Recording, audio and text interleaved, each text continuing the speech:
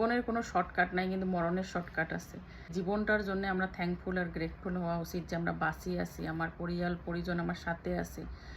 জীবনের যতই কষ্ট থাকুক, দুঃখ থাকুক, হয়তো ওই মানুষগুলো ভাবছে যে একটা ঠ্যাং যদি না থাকিল হয়, একটা হাত যদি না থাকিল হয়, তাও যদি মোর বাচ্চাটা বাঁচি থাকিল হয়, মোর বেটিটা বাঁচি থাকিল হয়, মোর হাজব্যান্ডটা বাঁচি থাকিল হয়। গতিকে জীবনত যে আমরা বাঁচি আছি ওইটাই সবার থেকে গ্রেটফুল, থ্যাঙ্কফুলনেস। মরণের বহুত শর্টকাট।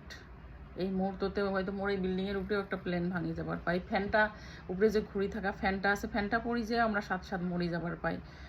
মানে প্রত্যেকটা বস্তু কত আনপ্রেডিক্টেবল, এইগুলো মানে ভাব আসে যে আমরা জানি না এক মুহূর্ততে আমার কি হবে। আর জীবনটা উপভোগ্য বানার থাকি, আমরা মিনিংফুল বানার আমার দরকার।